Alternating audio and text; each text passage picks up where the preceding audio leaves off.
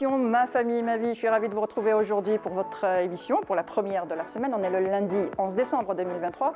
On est ensemble en direct jusqu'à 11h30 sur Canal Algérie. Merci en tout cas à vous d'être là aujourd'hui. Et aujourd'hui, dans l'émission, on parle de tabagisme. On arrête de fumer avec ma famille, ma vie. On le sait, fumer tue, mais au-delà de cette réalité, on essaye aujourd'hui de comprendre les rouages de l'addiction. Le thème du jour, halte au tabagisme, respirer librement. Côté rubrique aujourd'hui, on reste toujours dans le tabagisme. Le tabac est nocif pour la santé, on le sait, mais il est aussi l'ennemi de votre peau et il a des effets délétères et ils sont nombreux sur votre peau. On vous explique tout ça dans Conseils pratiques. Et bien sûr, pour finir, la rubrique de Wahida Salimchef qui est dédiée à la Palestine et aujourd'hui, dans sa rubrique, elle nous parle des journalistes palestiniens. Voilà en tout cas le programme qu'on vous propose aujourd'hui dans votre émission Ma famille, ma vie et ça commence juste après le générique.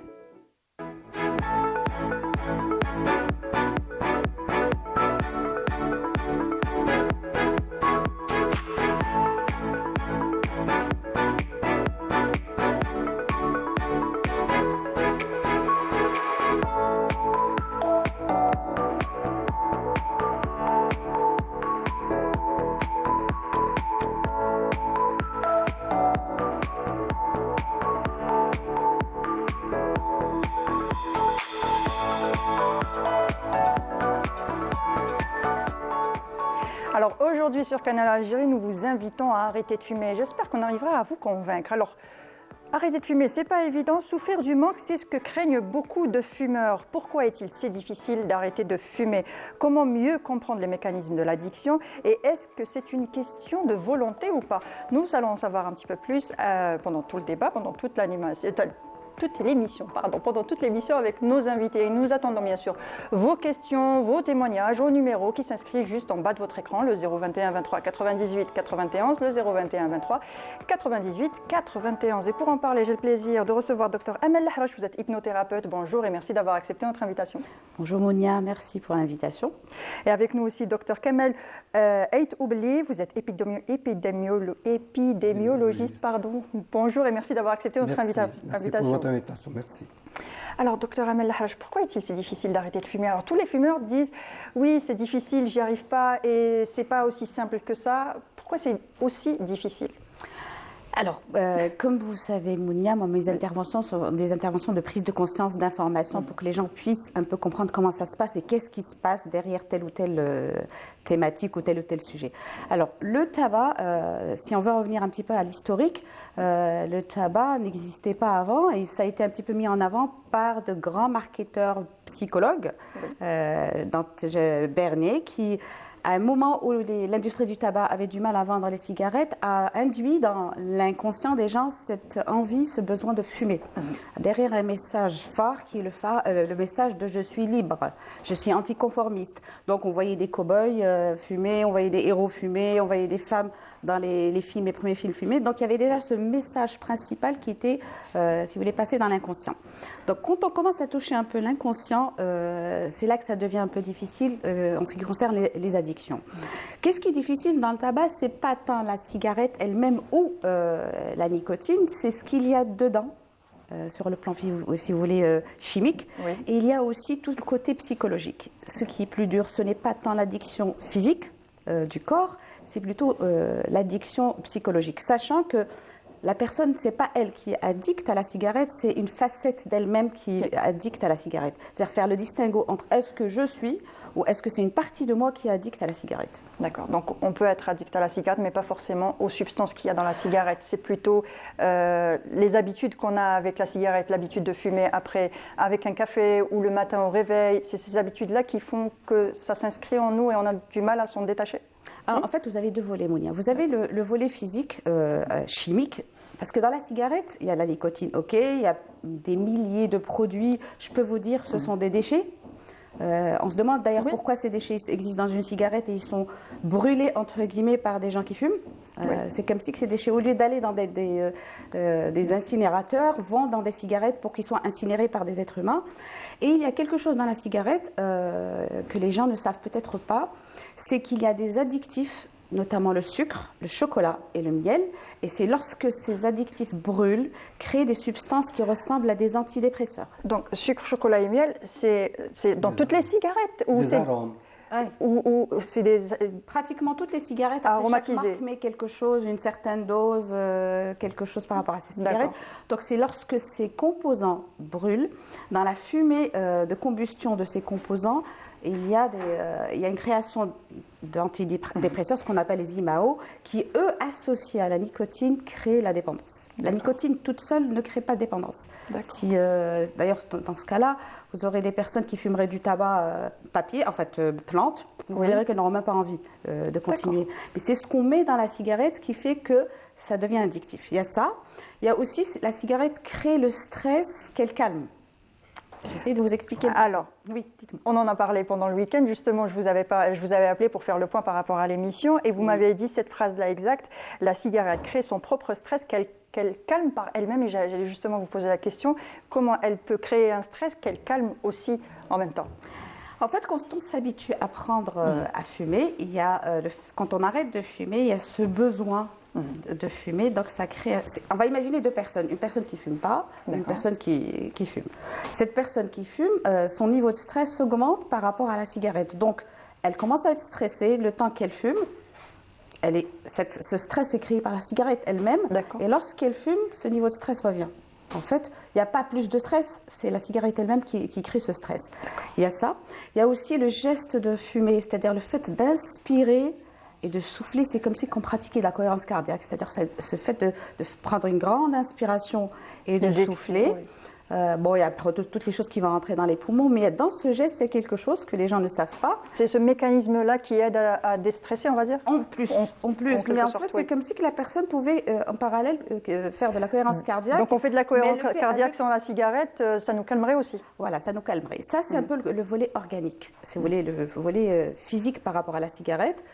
Il y a le volet psychologique qui est le plus important. C'est celui-là qui est difficile à gérer pour les personnes qui fument. Alors, dans le volet psychologique, il y a plusieurs raisons, Mounia.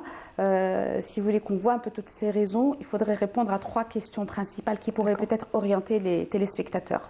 Pourquoi on fume? Alors, pourquoi j'ai fumé? Voilà. Pourquoi j'ai fumé? Pourquoi j'ai du mal à me libérer de la cigarette? Pourquoi j'arrête? 3 questions principales. C'est-à-dire, si la personne se pose ces questions, elle peut déjà le faire par écrit, et mettre qu'est-ce qui a fait que j'ai fumé, pourquoi j'ai du mal à me libérer. Faites attention aux mots que j'utilise, et pourquoi j'arrête. Et dans ces questions, vous allez trouver une multitude de raisons. Ça peut commencer par j'ai essayé avec les copains. C'est l'environnement, ça peut être parce que j'avais besoin de me détendre, j'avais des examens, et puis ça va monter crescendo dans ce qu'on appelle l'échelle des besoins ou l'échelle des besoins chez l'être humain. Vous avez l'environnement, vous avez le comportement, vous avez les capacités, les croyances, et vous avez après tout ce qui est spirituel. Donc généralement, la réponse à ces questions, la personne est toujours ou dans l'environnement, ou dans le comportement, ou bien dans les croyances. C'est ici qu'on a besoin d'agir. Si j'ai envie que la personne arrête de fumer, si j'agis au niveau de l'environnement, interdisez la cigarette, mettez sur des papiers, sur les paquets, fumez dessus et tout ça. Ça ne donne pas. Si ça donnait, on aurait su. Ça n'a pas donné, parce qu'on est en train d'agir au niveau du problème. Comme disait Einstein, si j'agis au niveau du problème, au niveau de conscience du problème, je ne peux pas aboutir à un changement. J'ai besoin d'agir à un autre niveau. D'accord. Donc, tout ce qui est psychologique, ça va être peut-être que j'ai besoin de me déstresser, peut-être que c'est un moment pour moi, peut-être que quelqu'un fumait, j'ai perdu un parent, papa, ou je ne sais pas, un proche qui était important pour moi. Peut-être que lorsque je fume, je me sens faire partie d'un ensemble. D'un groupe, Il y a une multitude de raisons psychologiques, Mounia, et c'est celle-là qui empêche la personne de se libérer de la cigarette. C'est-à-dire, si on a envie d'agir, c'est au niveau de ces raisons psychologiques. Après, je peux vous dire, si vous voulez, tout à l'heure, à quel niveau on a besoin de travailler pour que les personnes puissent réellement se libérer de l'addiction à la cigarette. Un bout de papier, en fait. Voilà. Exactement, c'est un bout de papier, plein de déchets à l'intérieur. Non brûlés dans des déchetteries. Alors, justement, le ministère de la Santé a lancé un programme de lutte contre le tabagisme. Docteur Aïtoublé, pour qu'on fume moins, pour que les jeunes aussi, parce que maintenant c'est aussi le problème des jeunes, les tout petits, aussi les enfants se mettent à la cigarette souvent assez jeunes, au primaire aussi, on l'a déjà vu, et aussi avec d'autres substituts. Oui. D'accord. Donc, merci beaucoup d'abord pour vous et pour votre émission d'une manière générale, pour l'intérêt que vous accordez aux problèmes de la société, y compris le problème du tabagisme. Et merci beaucoup parce que souvent, on simplifie la lutte anti-tabac à la journée mondiale anti-tabac du 31 mai. Et c'est bien d'aborder le problème pendant tous les jours de l'année. Au début de l'émission, vous avez dit que les fumeurs trouvent des difficultés, ils disent que c'est difficile. Certes, c'est difficile, mais ce n'est pas impossible. Et puisque c'est difficile, ils ont besoin d'aide. Et donc le tabagique a besoin d'aide au sévrage tabagique. Et l'aide, pratiquement, devait venir de tout le monde, en commençant par les membres de sa propre famille. Ça veut dire quand on a un frère, une sœur, un mari qui fume, on doit essayer quand même de l'aider au sévrage. Et justement, en termes de message anti-tabac, pour ceux qui n'ont jamais fumé, on va leur parler surtout des méfaits du tabagisme. Alors que ceux qui fument, ça veut dire leur parler des méfaits du tabagisme, ce n'est pas pertinent, mais surtout on devait leur parler des bienfaits du sévrage. Et dans ce sens, le ministère de la Santé, justement, a mis en œuvre des unités qu'on appelle unités d'aide au sévrage tabagique. Et nous avons au moins une par wilaya. Donc, ceux qui sont tabagiques, ils devaient demander de l'aide au sévrage tabagique, sachant que le sévrage, arrêter de fumer, c'est d'abord un problème de volonté. Ça veut dire le médecin à qui on s'adresse, il va vous aider et il ne va pas prendre la décision à votre place. Ça, c'est le point numéro 1. Le point numéro 2, comme il vient de dire notre ami en termes pour se sentir libre, un fumeur n'est pas libre. Un fumeur, malheureusement, c'est d'abord et après tout, c'est un esclave de la cigarette. Et Dieu sait combien les industries du tabac, les lobbies du tabac, combien ils font justement pour, j'ose dire le mot, arnaquer les jeunes, pour leur parler, c'est soi-disant des bienfaits du tabagisme en termes de liberté personnelle, etc. etc. Et dans ce sens, justement, l'OMS attire l'attention sur, justement, les lobbies de l'industrie. Et Dieu sait, si vous allez dans les sites internet et vous écrivez industrie du tabac et tabac, vous allez voir qu'est-ce qu'ils font et qu'est-ce qu'ils mettent de l'argent, justement, pour influencer surtout les jeunes à fumer, parce que ceux qui sont déjà fumés, ils sont déjà dans le filet. Donc les lobbies et les industries tabac, leur cible, c'est toujours les jeunes. Oui, exactement, c'est pour avoir de nouvelles proies avec, par exemple... De nouveaux clients. De nouveaux clients. On l'a vu aussi avec la cigarette électronique ou la petite vapoteuse jetable, où c'est les chichas et tout ça, où les enfants, les adolescents aussi... comme ça ne sent pas la cigarette, c'est juste de la vapeur, donc on ne pense pas que c'est nocif. Et on se met à prendre une vapoteuse. On se dit non, la cigarette c'est nocif, mais la vapoteuse c'est... Voilà, justement. Des antidépresseurs dedans aussi. Voilà. Donc, c'est pareil, il y a tous les moyens pour essayer d'inciter les plus jeunes à fumer. Tous les moyens sont mis... C'est pourquoi, d'ailleurs, excuse-moi de dire, c'est-à-dire pour la lutte anti-tabac, il n'y a pas une seule mesure qui sert pour lutter anti-tabac. C'est pourquoi la stratégie nationale de lutte anti-tabac dans notre pays, comme dans pas mal de pays, sachant que notre pays a ratifié ce qu'on appelle la Convention cadre de lutte anti-tabac de l'OMS en 2006, et pratiquement qui est résumée sur 6 axes, si vous permettez, je peux les rappeler. D'abord, la première mesure, c'est de surveiller la consommation de tabac et les politiques de prévention. Donc, dans notre pays, c'est bien quand même de faire beaucoup de recherches, beaucoup d'études pour voir justement où en sont les choses, où on est en termes de tabagisme dans notre pays. Deuxièmement, c'est protéger la population de la fumée du tabac. C'est pourquoi il y a eu pas mal de textes qui interdisent justement de fumer dans les publics. Parce qu'à la limite, ça veut dire le tabagique, celui qui fume, à la limite, il fume, mais il n'a pas quand même à nuire, à empoisonner les autres. Troisièmement, c'est offrir une aide à ceux qui veulent arrêter de fumer. Donc les fumeurs, malgré tout, comme après tout sont des citoyens, ils font partie de notre société. Ils sont victimes aussi, les fumeurs. Comment ? Ils sont considérés aussi comme victimes.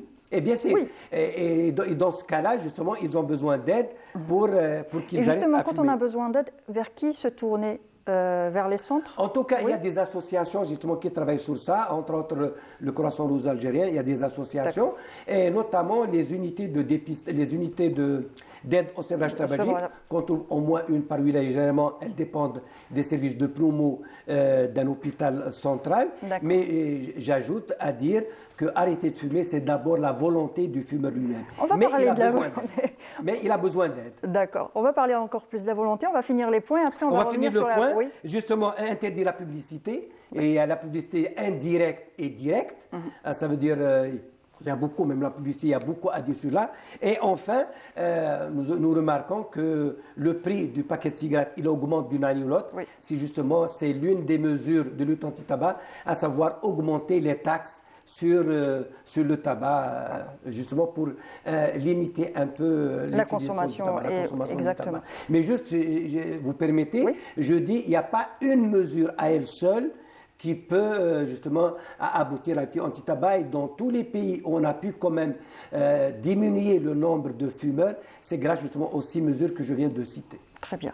Vous parliez de volonté, justement, et Dr Amal Haj n'est pas tout à fait d'accord avec ce point-là, parce que pour elle, ce n'est pas qu'une question de volonté. C'est Non, pas je du pas tout. de question de Voilà. D'abord, c'est une question de volonté. Oui, c'est-à-dire moi, de mon point de vue et du point de vue un peu de ce qui est réel chez l'être humain, la volonté, c'est juste un mot qu'on balance à la gueule des gens. Si tu as de la volonté, tu peux arrêter. Ça, si c'était le cas, on l'aurait su. C'est pas une question de volonté, c'est une question de motivation. Il y a une différence entre la volonté, j'ai envie d'arrêter, et je suis motivée pour arrêter. La motivation, c'est un cran au-dessus, c'est-à-dire que je sais pourquoi je veux me libérer de la cigarette. C'est pas parce que Kalolé, il faut que tu t'arrêtes, ou là, c'est mauvais parce qu'on C'est le pas parce sait. que je veux, c'est parce que je sais où est-ce que je Depuis vais. le temps, on sait que c'est pas bon pour la santé. Est-ce que ça a changé quelque chose? Non. On a augmenté les prix. Est-ce que ça a changé quelque chose? Non. On a changé par la vapoteuse. Ça a changé quelque chose? Non, parce qu'on mise sur la volonté. La volonté, c'est très moralisateur. T'as pas de volonté, tu peux pas arrêter de fumer. En fait, par contre, si on change le terme par motivation, qui est quelque chose qui va venir de mes entrailles, de mon envie, je sais pourquoi j'arrête. Et j'ai envie d'arrêter parce que ça va toucher quelque chose d'important pour moi, un sens. Alors j'écris sens majuscule, S-E-N-S majuscule. Alors le sens, je vais vous poser une question, Mounia. Toutes les personnes qui savent que c'est mauvais pour la santé, elles vont dire oui, je sais que c'est mauvais, j'arrêterai plus tard, les enfants. Pourquoi l'être humain ne le fait pas tout de suite? Il y a même des personnes qui trouvent des excuses ou qui disent il faut bien mourir de quelque chose. De un. De deux, parce que pour l'être humain, le danger lointain, ce n'est pas grave. C'est pas maintenant. Voilà, est-ce que maintenant je suis en danger ou pas? C'est ça pour le fonctionnement de l'inconscient. Est-ce que tout de suite je suis en danger? Ce qui fait que si je vise le danger lointain, ça ne fonctionne pas. Par contre, oui. C'est pour ça que quand on a des personnes qui tombent malades, justement, au moment où ils font, on va dire, un problème cardiaque ou un problème concernant la cigarette, à ce moment-là, ils ont plus pas de volonté, le danger De est là. motivation. de motivation. Voilà, Ils ont plus le de danger, motivation, il ils ont est là, plus. ça y est. Donc quand le danger est là, ils sont prêts à arrêter tout de suite. Pourquoi? Parce que le danger est présent. Parce que ça va toucher un sens important qui est la D'accord. vie. Très bien. La vie est importante. Ce n'est plus important pour moi pour la personne qu'elle continue à fumer ou qu'il ait les symptômes, etc. Ça va toucher un sens important. Quand je vous dis pourquoi la motivation, parce que la motivation est censée toucher quelque chose d'important chez l'être humain. C'est pas au-delà de la santé, au-delà du comportement, au-delà de l'odeur d'en fumer, etc.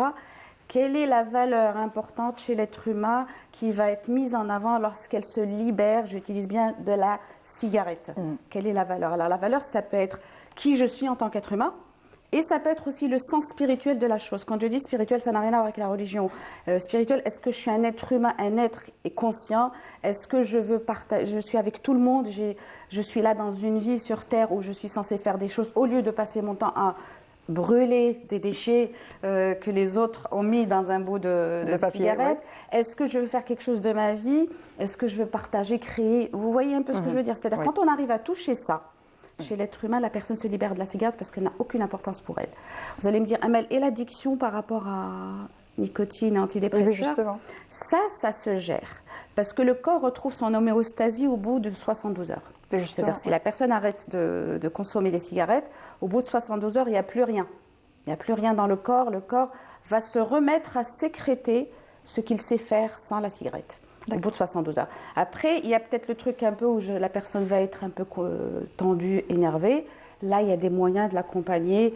Ça peut être la relaxation, ça peut être discuter avec quelqu'un, ça peut être faire de la thérapie, l'acupuncture, l'hypnose, tout ce que vous voulez. Il y a des moyens pour permettre à la personne de le faire. Exactement. Après, l'entourage, est-ce qu'il a un rôle? Je pense que l'entourage est plus embêtant pour quelqu'un qui fume que l'inverse. Parce que ça va être, la personne va se sentir un petit peu isolée. Purée, ils me lâchent pas parce que si je pouvais arrêter, j'aurais arrêté. Mais il pourrait être aidant aussi dans le sens où quand un papa qui fume a un petit enfant qui a un problème d'allergie ou un problème respiratoire, ça va le motiver parce que ça touche au sens de la vie, parce que ça touche à la santé de son enfant. Si vous touchez le sens, donc, tout à fait. Voilà. Donc ça. D'une autre façon, l'entourage peut aider en quelque sorte si ça touche le sens de la vie. Voilà. Tout à fait. Mais les remarques genre arrête de fumer, t'arrives pas à t'arrêter, c'est une question de volonté, ça n'a pas d'effet. C'est plus embêtant qu'autre chose. Voilà. Par contre, si l'entourage sort un sens, comme vous dites, un enfant qui est malade et que je veux accompagner mon enfant dans sa vie, je veux être un bon papa, je veux être un bon grand-père, etc. Oui, là, ça peut toucher le sens et libérer la personne de la cigarette. Justement, il y a des histoires, parce qu'il y a certains, par exemple, je ne sais pas, il y a beaucoup d'histoires dans ce sens. Par exemple, il y a à un moment donné une fille qui vient d'avoir ex-sixième. Oui. C'est-à-dire, quand son papa lui a demandé quel est le cadeau, il vous dit, mon cadeau, c'est que vous arrêtez de fumer. Et bien, ce jour-là, il a arrêté. Il a décidé d'arrêter, il a arrêté. Donc, il y a des événements un peu qui ont un sens dans la vie du fumeur, qui l'aident ou l'oblige à arrêter. Et en termes de motivation, conviction, etc., parce que même en termes, dans certaines actions, travaille beaucoup sur la communication pour le changement de comportement. Et pour communiquer, pour que quelqu'un, fumeur, change de comportement, ça veut dire passer d'un fumeur à de non-fumeur, il y a des étapes. Ça veut dire il y a le niveau de connaissance. Je sais que ce n'est pas tout le monde, il y a des fumeurs qui ne savent pas, malheureusement, à ce présent, que le tabac donne du cancer. Certains parmi eux ne savent pas. C'est un problème d'ignorance. On sait que ça donne, on pense directement aux poumons et on se dit, oui, ça donne le cancer des poumons, mais on ne pense pas à tous les autres cancers où le tabac est incriminé. C'est-à-dire, à la limite, justement, en termes d'ignorance, parce qu'au début, on a cru que le tabac, son seul ennemi, c'est les poumons. En fin de compte, ce n'est pas les poumons. Les poumons, après, c'était le cœur, après, pratiquement tous les organes, y compris la peau dont vous avez déjà parlé. Exactement. Donc, ça. Mais après la connaissance, il y a aussi, est-ce qu'il est convaincu? Est-ce que c'est vrai ce que vous dites? Mais vous dites ça donne du cancer. Est-ce que lui, au fond de lui-même, est-ce qu'il est convaincu? Ce n'est pas toujours évident. Donc, on doit passer à l'étape de la conviction. On passe à la motivation. C'est vrai, maintenant, il est convaincu que ça donne, mais est-ce que je suis prêt à arrêter? Niya, c'est comme Fermdan. Niya, yenoui, est-ce que le fait de yenoui, ça veut dire ça? C'est pas synonyme. Donc, après la conviction, il y a l'action. Donc, il y a certains, ils te disent, moi, non, il est passé par les différentes étapes, il commence à agir, il arrête de fumer. Mais aussi, en plus d'arrêter de fumer, ils sont devenus des exemples et on leur fait souvent appel pour témoigner justement. Et des fois, le fumeur est beaucoup plus convaincu par son père, parce que quelqu'un qui est déjà passé par ce stade de fumée, que quelqu'un d'autre.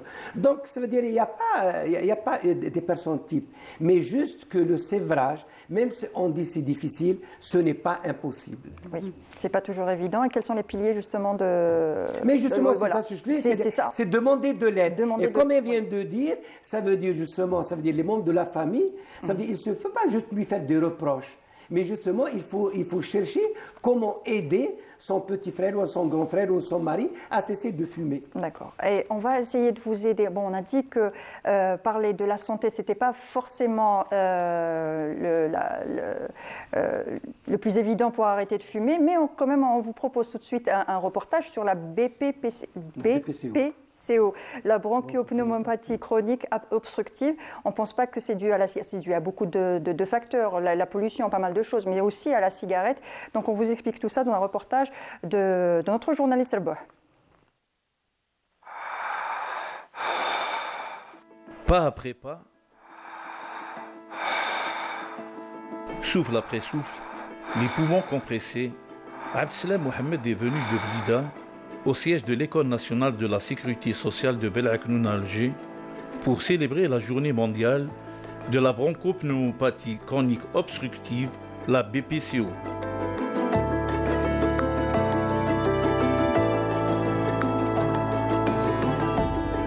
Mais qu'est-ce que la BPCO? Il s'agit d'un terme générique utilisé pour décrire des affections pulmonaires chroniques, limitant le débit d'air dans les poumons. La BPCO n'est pas une simple toux de fumeur, mais une maladie pulmonaire sous-diagnostiquée et potentiellement mortelle. Ses symptômes sont l'essoufflement ou manque d'air et la toux chronique. Cette journée est importante parce qu'elle nous permet de parler de cette maladie qui est méconnue, sous-diagnostiquée. Elle est méconnue parce que beaucoup de personnes fument et ne se rendent pas compte qu'elles sont malades.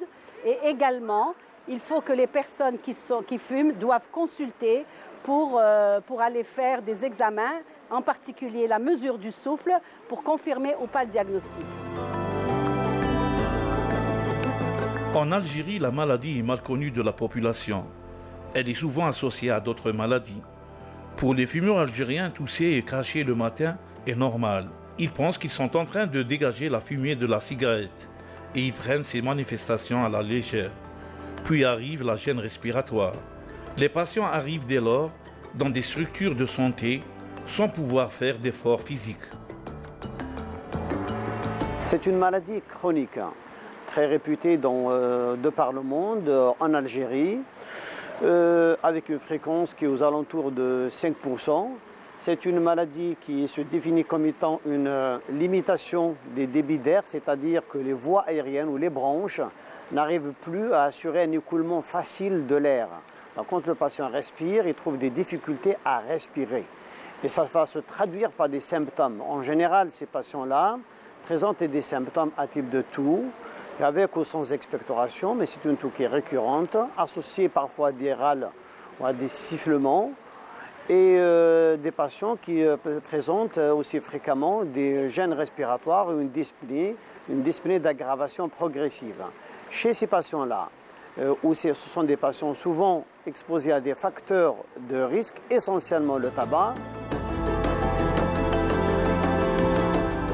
Cette rencontre a porté sur plusieurs thèmes importants dans les méthodes de prise en charge des patients atteints d'allergies respiratoires par les médecins spécialistes. L'accent a été également mis sur le rôle du médecin généraliste. Ce dernier doit bénéficier de formations médicales continues pour repérer tôt ces malades. Tout pneumologue et tout médecin est en train de lutter contre cette pollution et cette maladie qui est évitable et qui peut être évitable grâce aux journées de sensibilisation, grâce aux journées de formation et aussi à l'éducation du patient quant à son implication dans la prise en charge de sa maladie. La bronchopneumopathie chronique obstructive BPCO ne touche pas exclusivement les hommes. Plusieurs études ont révélé qu'elle affecte de plus en plus les jeunes et les femmes. D'autres facteurs qui aggravent les allergies et l'asthme jouent un rôle dans le développement de la pathologie, entre autres l'exposition à long terme à des irritations pulmonaires, pollution atmosphérique, vapeurs chimiques, eau de javel et poussière industrielle. L'Algérie a été l'un des premiers pays qui a signé la Convention de l'Organisation mondiale de la santé contre le tabagisme en 1966. En Algérie, nous avons d'excellents textes de loi qui préviennent le tabagisme et qui luttent contre le tabac. Malheureusement, ces textes de loi sont peu appliqués sur le terrain. Aujourd'hui, on sait que la chicha, forme de tabagisme, et que la cigarette électronique sont aussi dangereux que la cigarette. Il vaut mieux avoir un corps sain dans un esprit sain en arrêtant le tabac et en faisant du sport. La journée mondiale... Alors, on parle justement de tabagisme et aujourd'hui, le thème est le suivant, halte au tabagisme, respirez librement. Si vous avez des questions, des témoignages, une seule chose à faire, nous appeler au numéro qui s'inscrit en bas de votre écran, le 021 23 98 91, le 021 23 98 91. Et docteur Amel Haj, vous vouliez réagir à l'Esprit Saint. Oui, il y a un corps sain avec un esprit saint, parce qu'en fait, toute l'intervention devrait se faire au niveau de l'esprit. Quand je dis l'esprit, c'est pas le mental, ça n'a rien à voir. L'esprit, c'est plutôt le côté conscience chez l'être humain. L'intervention à ce niveau-là fait le changement. Parce qu'on passe à un niveau supérieur, on passe au niveau de la conscience, mais on travaille aussi au niveau de ce qu'on appelle l'inconscient, la waï, qui lui représente 90% de notre être, de l'être de tout le monde. Tout ce qu'on est là, on a 90% d'inconscient. Et c'est à ce niveau-là, au niveau de l'inconscient, que l'habitude s'installe, les croyances s'installent, la dépendance s'installe, etc., etc. D'accord. Et comment justement... Permettez-moi justement pour ce reportage, c'est-à-dire justement pour les fumeurs et les non-fumeurs, c'est-à-dire s'ils veulent encore toucher du doigt les conséquences du tabagisme, ils n'ont qu'à visiter n'importe quel service, notamment service de maladies respiratoires. La BPCO, entre autres, il va voir de visu l'impact, c'est-à-dire justement les conséquences du tabagisme.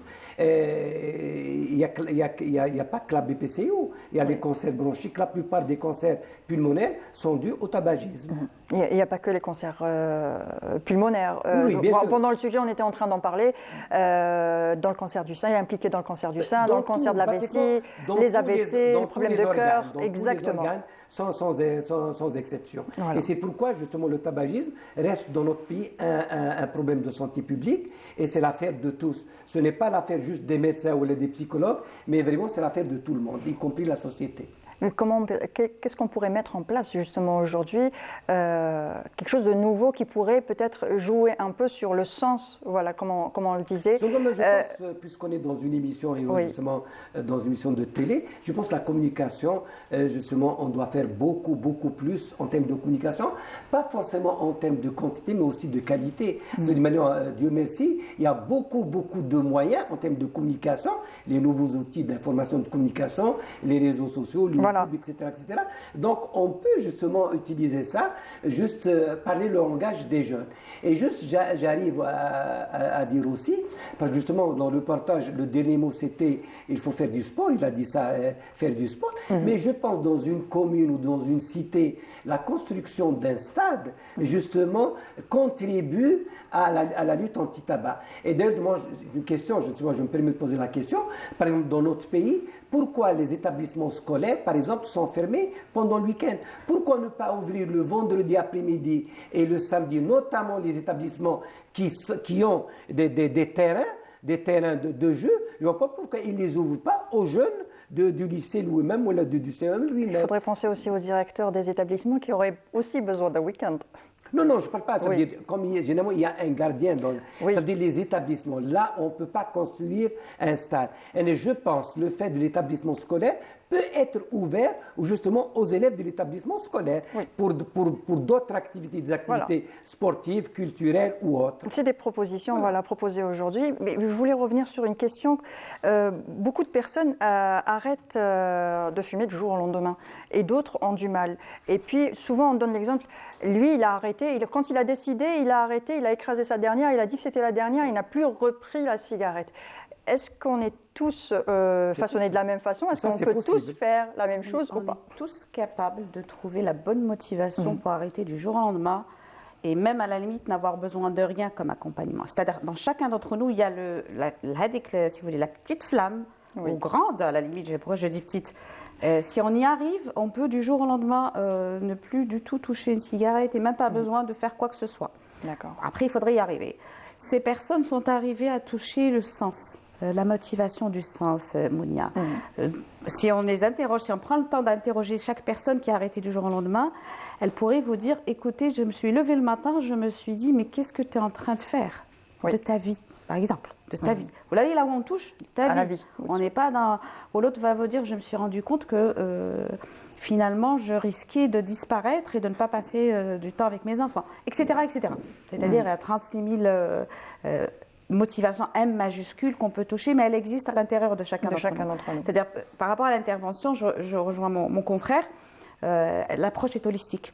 C'est-à-dire, il y a le côté information, il y a le côté sensibilisation, il y a le côté médical. C'est-à-dire comme si qu'on va agir, d'abord, essayons au maximum de stimuler cette motivation, de la réveiller, de la mettre en avant chez chacun, parce qu'il y a autant de motivation que d'êtres humains. Hein. On ne va pas dire parce que la motivation t'as aussi les enfants, c'est pas la motivation d'un jeune. Voilà. Autant que possible de stimuler la motivation par beaucoup d'informations, beaucoup de prise de conscience et de sensibilisation.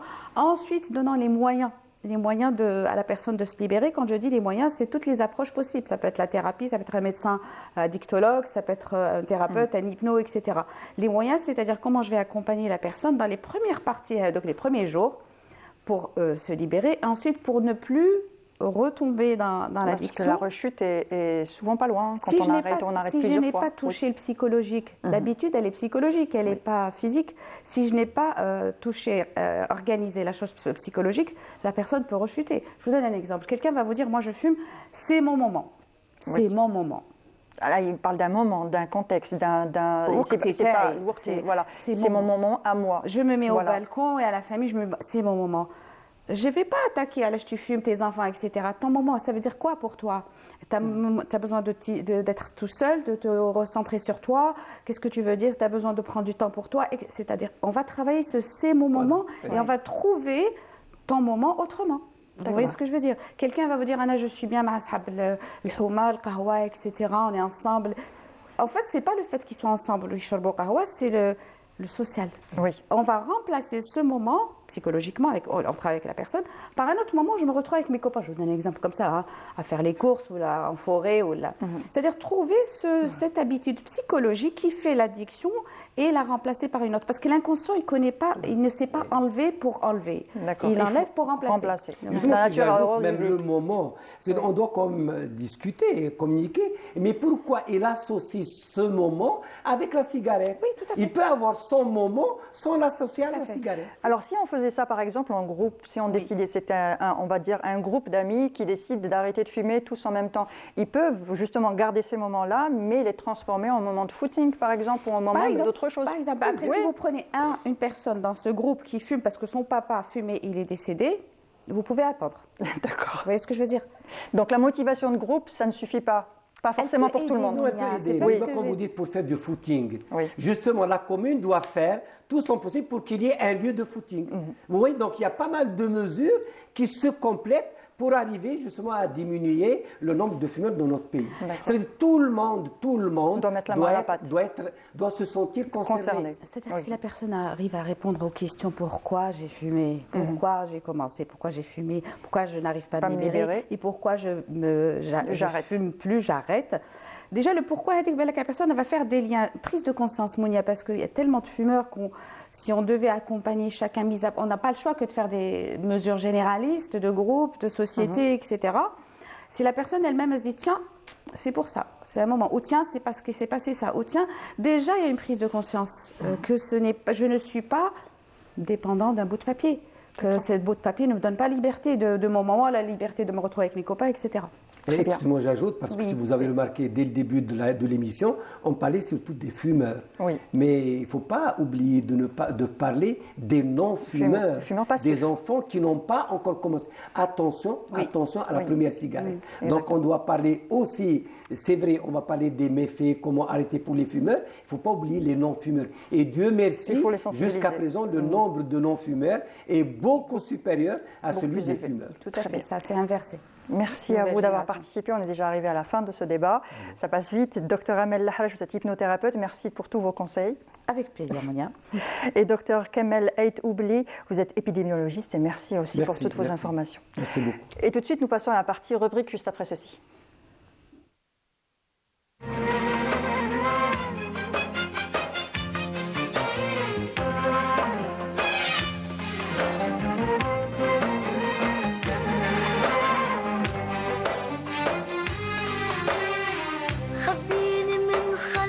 يابا دنيا رصاص وغدارين هجموا علينا دياب الغابة أكلوا أطفال فلسطين يابا لو تعرف شو بدي روح تركني غرفة وحدي وبكتاب التاريخ اللي عندي فتش فتش عن صلاح الدين. جايين نحن جايين تنحرر أرضك يا أقصى، نحن جايين جايين نحن جايين، وحياة الجرح اللي عم ينزف صار له من سنين. جايين نحن جايين، وحياة الشعب اللي ما بيحني للذل جبين. جايين نحن جايين، وحياة الدم اللي عم يروي أرض فلسطين، وحياة دموع الأرامل، وحياة دموع الأرامل، والطفل الطالع تيقاتل، وحياة أحجار اللي بإيده، وحياة أحجار اللي بإيده، مجد الماضي بدنا نعيده، ونرد النصر بحطين، ونرد النصر بحطين، ونرد النصر بحطين، ونرد النصر بحطين.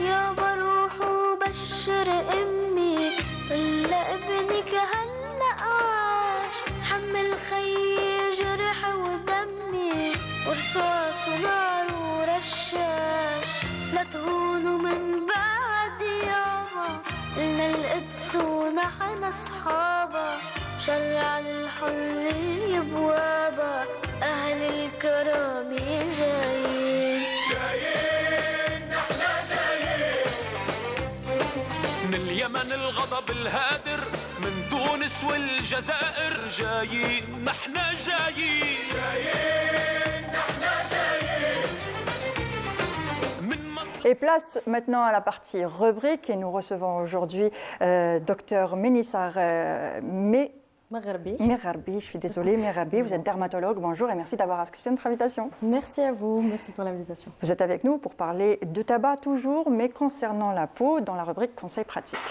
Voilà. Effectivement, parce que peu de gens savent que ça a un impact direct sur la Sur peau. la peau, exactement. Et bien sûr, Wahida Salemchi pour sa rubrique Oui Cher. Bonjour Wahida. Ça va Alhamdulillah, tranquille. Très très bien, alhamdulillah. Alors, le tabac est nocif pour la santé, on l'a dit, on l'a redit, voilà. Nous allons tout d'abord passer au jingle. Jingle.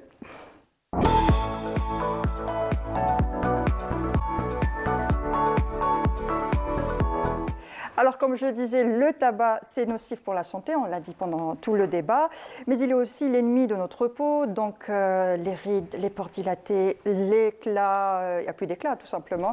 Donc, les méfaits sont nombreux et justement, le tabac est aussi responsable du vieillissement cutané. J'espère que ça va pouvoir peut-être convaincre quelques-uns d'arrêter de fumer. Donc, pourquoi le tabac est-il nocif pour notre peau ?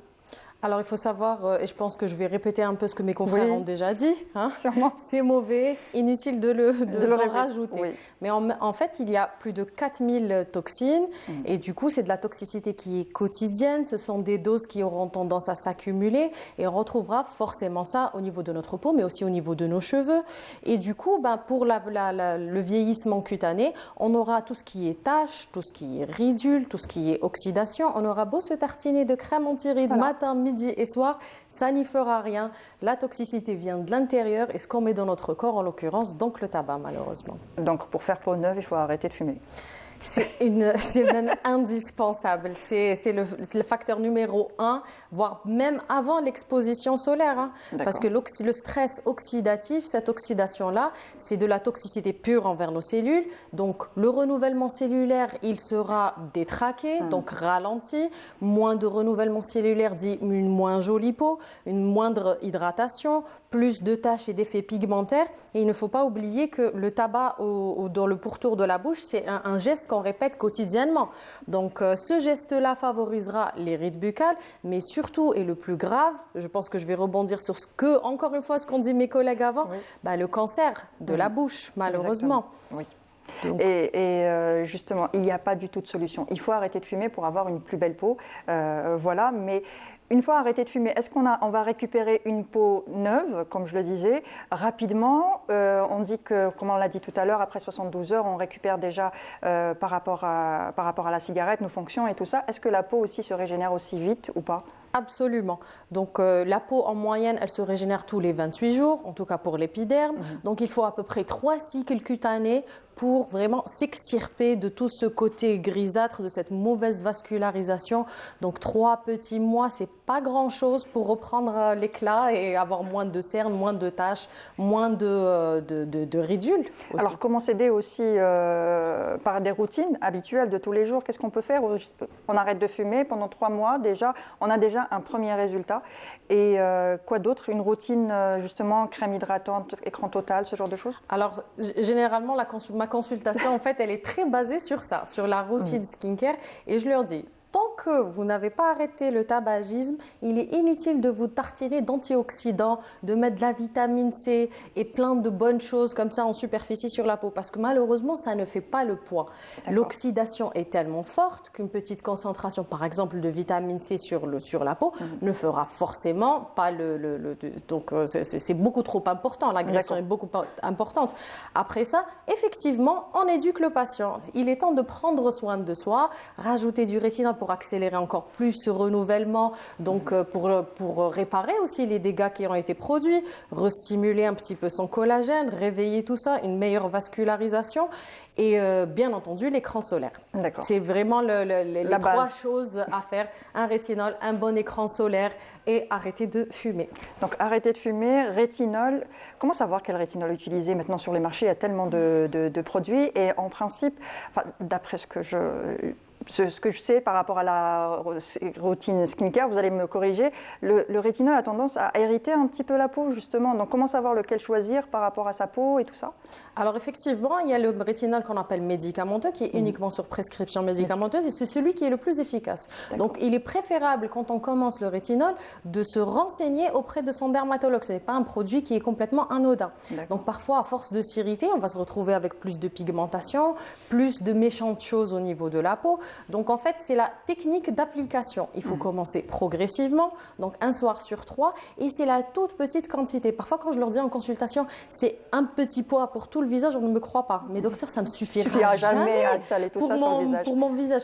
Et pourtant, c'est la répétition de cette petite quantité qui donne les résultats et non pas la grosse quantité comme on pense. Oui, parce qu'on a d'habitude souvent tendance à se dire plus j'en mets et mieux il y en aura à l'intérieur, ça va absorber encore plus et sera encore meilleur pour ma peau. C'est ça. Alors et puis on se motive les premiers temps, la première semaine, la deuxième semaine et ensuite on aura tendance à lâcher prise. Voilà. Du coup, vaut mieux avoir 100 minutes le matin, 5 minutes le soir pour soi. Ça mange pas de pain, hein. Sincèrement, ça ne prend pas plus de 5 minutes et avoir les résultats au bout de, comme on l'a dit, chaque renouvellement cutané. Donc tous les 21 jours, tous les 28 jours, on aura moins de taches. C'est à ce moment-là qu'il faut en fait faire le update de sa skincare, jamais à bout de 2-3 semaines.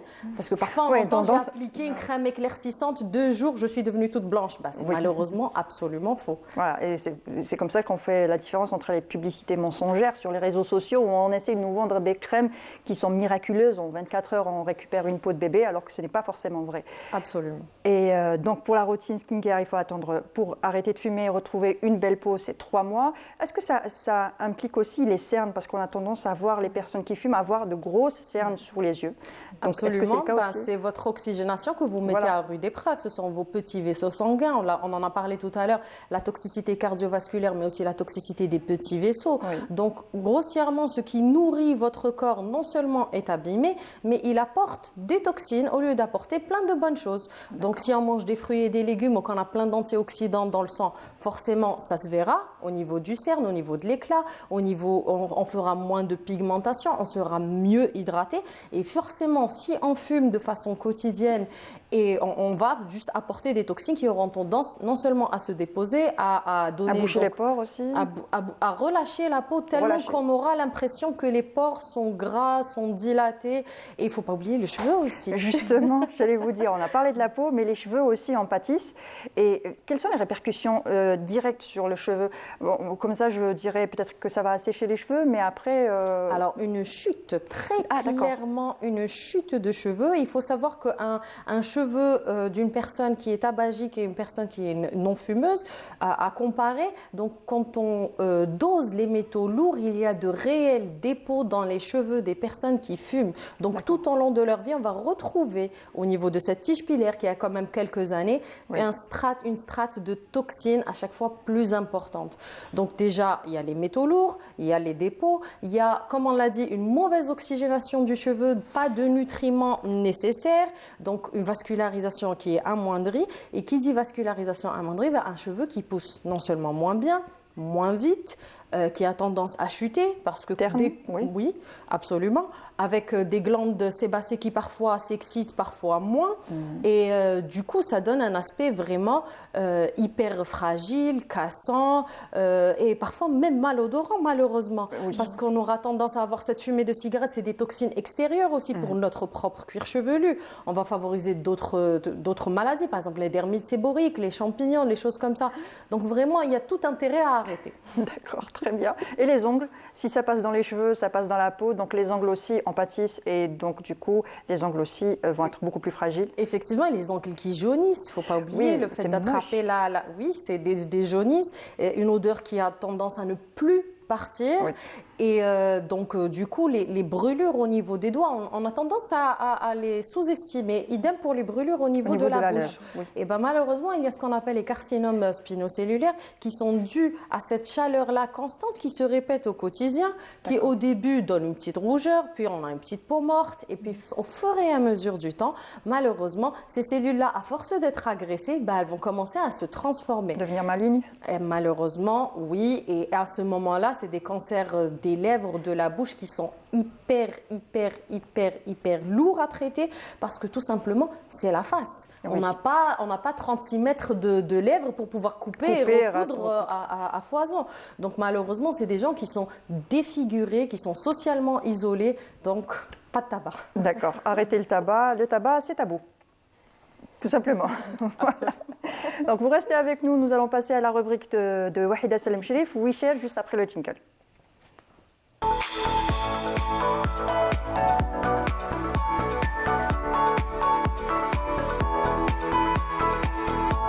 Alors, avec toi, Wahida Salem Chérif, nous allons parler des journalistes, bien sûr, dans la bande de Gaza. Alors, la bande de Gaza vit au rythme des bombardements de l'entité sioniste. Les journalistes sur place documentent les atrocités que subissent les populations civiles. Alors, depuis le 7 octobre, les journalistes ont payé un lourd tribut et on dénombre plus de 70 journalistes tués jusqu'à présent. Et c'est pour ça que tu as choisi justement ce sujet-là aujourd'hui. C'est un peu aussi notre manière de leur rendre un hommage. Mais aussi, depuis quelques jours, on les follow tous, on les suit. Donc, chaque jour, ils deviennent comme un membre de notre famille. Chaque matin, on se documente, on essaie de voir s'ils sont toujours en vie. C'est triste de dire ça comme ça. On les considère comme un membre de la famille. Souvent, ça nous arrive de discuter sur telle ou telle personne. On se dit, on n'a pas vu ses stories. On espère qu'il est toujours en vie. C'est triste. Donc, aujourd'hui, j'ai choisi quelques photojournalistes que, avant d'être journalistes, aujourd'hui, ils étaient des personnes lambda qui vivaient normalement leur vie, enfin normalement c'est pas vraiment le mot, mais ils partageaient sur les réseaux sociaux leur quotidien, leur vie sur la bande de Gaza, donc ils partageaient que ce soit des belles choses, ils essayaient de montrer, malgré l'occupation, de montrer cette belle image de la bande de Gaza. Donc on commence par Mu'tez Aziza, c'est notre frère à tous, c'est notre ami. Je pense que tout le monde le suit. Exactement. Je pense que c'est le numéro 1 en ce moment de la Palestine. Donc photojournaliste qui est dévoué, offre avec audace des mises à jour en direct depuis la bande de Gaza. Le voilà en image. Donc, il révèle les crimes de guerre commis par les forces d'occupation. Il a perdu 15 membres de sa famille, mais ça ne l'a pas empêché de continuer de transmettre le message. On a vu une vidéo aussi où il est parti rendre visite à ses grands-parents. En fait, il a apporté de l'eau pour nous. On se dit, l'eau, c'est simple. Au jour, mon robinet gelé, mais malheureusement, en ce moment, chez eux, c'est un peu délicat et très dur. Donc, au moment d'y aller, il a rendu visite à ses grands-parents. En sortant, en fait, malheureusement, il devient lui aussi une cible. Tout le quartier de ses grands-parents, il a été bombardé. C'est triste. Il y a aussi une jeune fille qui partage souvent, mais en fait, elle, d'une autre manière, c'est qu'elle va dans les camps des réfugiés, elle partage des bons moments avec les petits-enfants, elle essaie de véhiculer les belles images qu'on peut, les beaux événements, enfin, moments qu'on partage avec les petits-enfants. Elle s'appelle Plestia El-Aqda. D'accord. Al-Qaada, voilà, pardon. Donc, elle a seulement 22 ans, donc elle partage inlassablement ses expériences au cœur de cette tourmente déchirante, équipée de 2 smartphones seulement. Donc, elle essaye de faire avec les moyens du bord pour les recharger. Vous avez vu comment ils le font avec des batteries et tout. Donc, elle offre à ses partisans un aperçu saisissant des dévastations qui se perpétue quotidiennement, malheureusement, et dévoile ainsi les tristes réalités de la bande de Gaza. Il y a eu des photos où on voit tout son quartier dévasté. Elle s'est mise debout. Alors, regardez là, c'est elle. Donc, tout son quartier, il est parti. Elle a dit une phrase qui m'a vraiment touchée. Je n'ai pas pu partager ces vidéos parce qu'elles sont vraiment dures et trash. Donc, avec tout ce qu'on endure, j'ai dit c'est un peu trop. Donc, elle dit une phrase qui m'a vraiment touchée. J'essaie de contextualiser certaines situations, mais je pense que vous pouvez les percevoir maintenant avec toutes les photos qu'elle partage. Il y a aussi un jeune qui s'appelle Ahmed Hijazi. Je suis sûre que vous vous êtes abonné. Voilà, docteur, elle confirme. Donc, créateur. En fait, il était créateur de contenu, lui. Avant, il était animateur de certaines émissions en Palestine. Donc, il partageait son quotidien. Jusque-là, tout allait bien. Jusqu'au jour où il y a eu les premiers bombardements. Donc, il était le premier à s'être rendu à l'endroit où il y a eu les premiers bombardements. Alors, dans l'une de ses tristes vidéos, malheureusement, il déclare « Il ne reste plus rien à Gaza. La guerre a effacé toute beauté et a causé une dévastation sans précédent. » Donc, il utilise sa page Instagram parce qu'avant, il était Instagrammeur, donc il avait environ 1 million de followers. Il a utilisé cette force des réseaux sociaux pour communiquer. Je crois qu'on va voir une vidéo. Oui. Oui, je peux continuer dès qu'elle sera, prête, on continuera. Je crois que c'est ça, voilà. Ça, c'est la vidéo de Mu'taz. Exactement. Oui. Là, c'est Mu'taz. C'est là, lorsqu'il était parti rendre visite à ses grands-parents. Oui. Et malheureusement, une fois il a mis les pieds dehors, ils ont commencé par bombarder le quartier de ses grands-parents. Voilà. Comme les enfants et les femmes qui sont la cible numéro 1, les journalistes aussi, pour éviter que tout ce qui se passe aujourd'hui à Gaza ne soit documenté, que le monde ouvre les yeux et regarde ce qui se passe réellement aujourd'hui à Gaza. Exactement. Oui, c'est grâce à c'est grâce à eux, c'est grâce à ces journalistes. Il faut savoir que Mu'taz Aziza, il a dit qu'il est obligé de changer sa carte SIM très souvent pour ne pas être repéré. Voilà, et pour garder Internet, parce que c'est très très dur d'avoir Internet. Il y a aussi Joe Gaza, mais il s'appelle en réalité Youssef Mema. Il est infirmier. Je pense que nous avons tous vu ce jeune infirmier qui était dévasté devant des enfants parce qu'en fait, il était au service pédiatrique. Il a expliqué lors des premières attaques qu'ils étaient vraiment débordés et dépassés, mais en même temps, il a montré qu'il y avait un manque d'oxygène et qu'en coupant l'électricité, malheureusement, les enfants sont en train de mourir. Il était le premier à expliquer la situation, à dire l'état actuel des hôpitaux qui étaient, malheureusement, après quelques jours, ils ont été bombardés. Ils sortaient dans la rue pour... Là, c'est toujours Mu'taz Aziza. C'est toujours Mu'taz, oui. Voilà. Donc, Joe Gaza, je dis Joe Gaza pour ceux qui veulent sûrement aller le chercher, sur Instagram. Voilà. Donc, il a utilisé son compte Instagram pour diffuser des mises à jour quotidiennes, documente de manière précise chaque frappe aérienne et les victimes signalées lors de l'escalade de la crise humanitaire. En fait, il donnait par rapport à son lieu le nombre de blessés, le nombre de décès. Il sortait même dans les rues pour montrer, parce qu'il disait oui, tout se passe bien, c'est pas vrai, ils exagèrent et tout. Mais non, lui, il était sur terrain. Il est infirmier, c'est lui qui reçoit les morts et c'est lui qui reçoit les blessés, malheureusement. Donc, il filme ça, il le partage sur ses réseaux sociaux. Il y a aussi un autre photojournaliste que j'apprécie beaucoup, c'est Mohamed Zanoun. Alors, il y a une phrase qui m'a vraiment marquée en fouillant sur ses réseaux sociaux. Il y avait des vidéos, d'ailleurs vous avez trouvé des vidéos il faut cliquer sur eux pour aller les voir tellement ils sont un peu choquants. Donc il a dit « L'odeur de la mort est partout ». C'est triste d'entendre ça. Déjà à l'image, nous, ça nous fait quelque chose. Alors lui, en train de le vivre, voilà, c'est une de ses vidéos.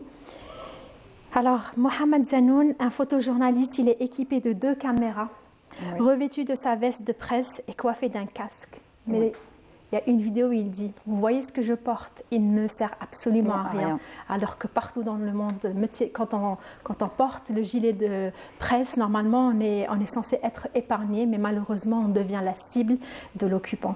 C'est vraiment triste. Il y a aussi Mohamed El-Masri. Alors lui, il y a aussi une phrase qui m'a marquée. « Cette agression contre les innocents doit cesser immédiatement. » D'ailleurs, ça devient un slogan qu'on partage en ce moment sur les réseaux sociaux. Alors, sous une vidéo poignante, le journaliste Mohamed El-Masri dépeint avec éloquence les conséquences du bombardement actuellement, et c'est vraiment triste. Merci beaucoup, Wahida, pour les portraits que tu nous as fait aujourd'hui des journalistes qu'on retrouve sur les réseaux sociaux, qui partagent justement ce qui est en train de se passer aujourd'hui à Gaza. Merci. On se retrouve demain pour une autre rubrique. Merci à vous, docteur Menissa Merarbi, vous êtes dermatologue. Merci à vous pour tous les conseils que vous nous avez donnés par rapport à la peau et aux cheveux. Pour les fumeurs, arrêtez de fumer, c'est mauvais pour la santé. Voilà. Et sinon, à demain, à 10h30, Canal Algérie, toujours en direct pour votre émission Ma famille, ma vie. Au revoir.